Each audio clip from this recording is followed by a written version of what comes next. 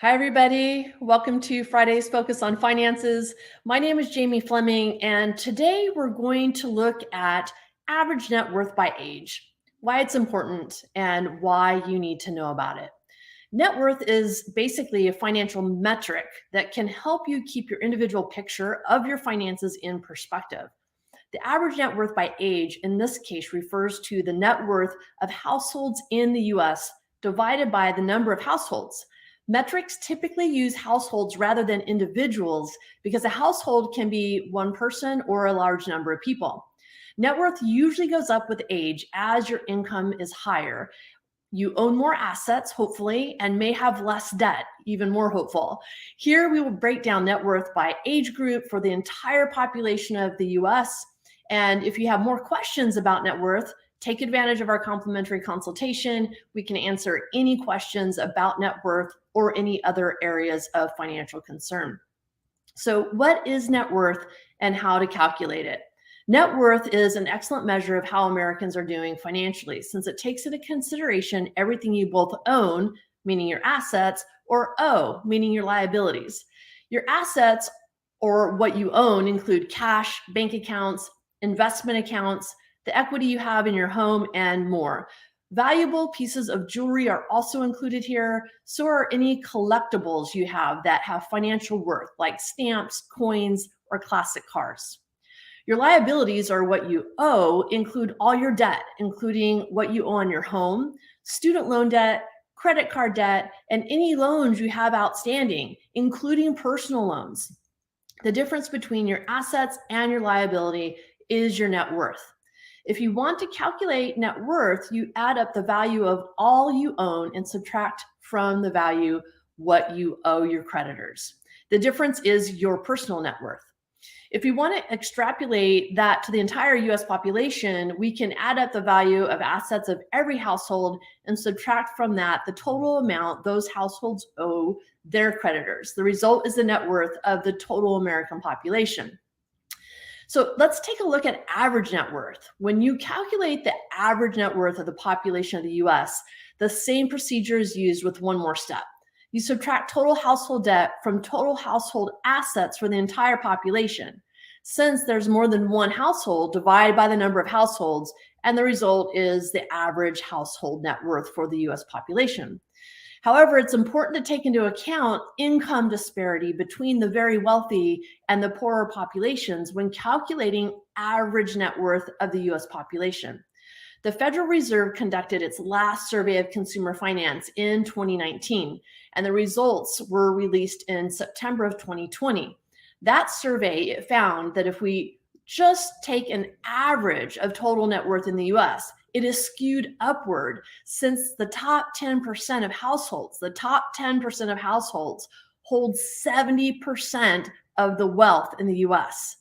Now take that in, the top 10% of households hold 70% of the wealth, and the top 50 households hold 98% of the wealth in the US.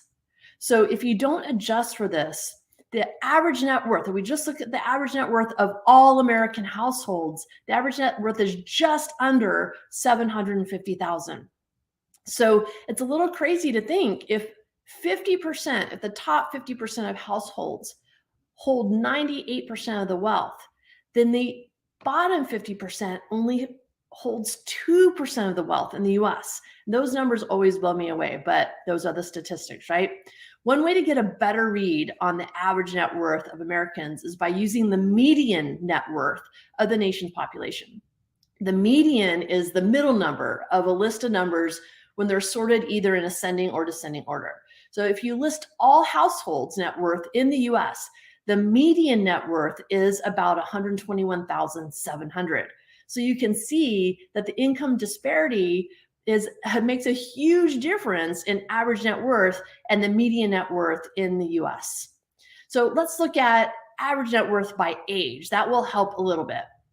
Net worth tends to go up as you get older. Several factors are responsible for the increase, like finishing your education, inheritances, your income, family structure, ethnicity, and housing status. This list is not exhaustive, though. The 2019 survey of consumer confidence conducted by the Federal Reserve breaks out net worth by age and gives the average net worth and the median net worth by age group. So let's look at it, early adulthood. If you're between the ages of 18 and 24, the average net worth is approximately $28,700, and the median net worth is approximately $8,200.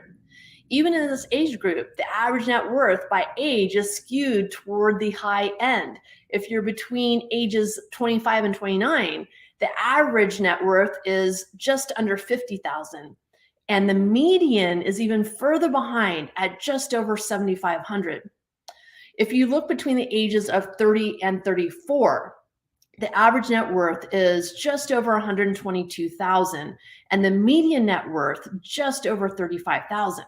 Between the ages of 35 and 39, the average is just over $274,000, but the median is only just above $55,500.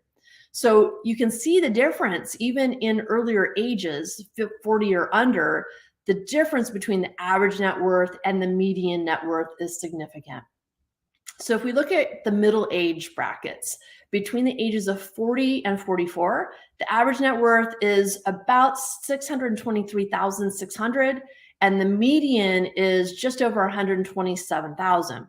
If you are 45 to 49, the average net worth $761,500, and the median net worth $164,197. In your 50s, if you're between 50 and 54, the average net worth goes up significantly to $897,663, and the median net worth is just over $171,000. Between 55 and 59, the average net worth is just over $1.1 million, and the median is just over $193,500. Huge difference, almost $1 million difference between the average net worth and the median net worth when you get to that 55 to 59 age group. If we look at our senior age brackets between the ages of 60 and 64, so we're getting closer or into our retirement years, the average net worth is about $1.187 million, and the median is $228,800. If you're between ages 65 and 69, the average net worth is approximately $1,250,000, and the median is just over $271,800. In your 70s, the average net worth now starts to decline, but the median net worth does not necessarily follow. So between 70 and 74, we see the average net worth go down from the 1.25 million down to 1.173 million. And the median goes down to 258,500. And then from ages 75 to 79, the average net worth is just under 945,500, and the median is just under 273,000. So you can see as we get older, of course, we're utilizing more of the wealth that we've accumulated for our retirement income. So you do start to see a decline when we get into our 70s, which is very typical, and that's shown by the averages and the median net worth. So the bottom line here is from the average net worth as compared to the median net worth for each age group, it's apparent that the median net worth may be a more standardizing financial metric to use to analyze net worth by age in the US. Since 50% of the population only owns 2% of the country's net worth, it makes sense to get a truer picture of net worth by age in the US and use additional measures other than the average.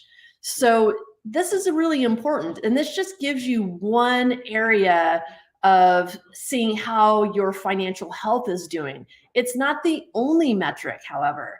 It's not uncommon for new clients to come to me getting closer to retirement. Maybe they're 5 years from retirement.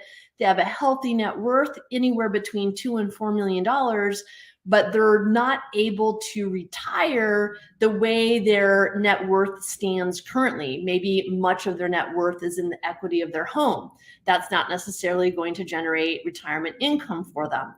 So you have to look at net worth is just one measure, and it is a good measure to see if you're improving. So when I sit with my clients and we do annual reviews, the first thing we do, even with new clients, is we establish what their net worth is now. And obviously the goal is to increase that over the years. If you come in with more debt than assets, you may have a negative net worth. This is not something to be overly panicked about, but clearly something has to adjust. So we make arrangements to improve the net worth by paying down debts, but also increasing assets at the same time. So again, it's just like going on a diet and losing weight. Don't let the scale be the only measure of how well you're doing. Maybe your clothes feel looser, and that's another metric that you can use. Same with your finances. The net worth is one piece of the puzzle. We also need to look at cash flow and just see what other assets you're accumulating so that you can continue the lifestyle that you want to live in your retirement years, and do all the things that you want to do in that area. So if you have questions about this and other areas that you should be looking at with your finances, take advantage of our complimentary consultation. We would love to talk with you and see how we can help. I hope everyone has a great Friday, and we will see you next week on Friday's Focus on Finances. Thanks, everybody.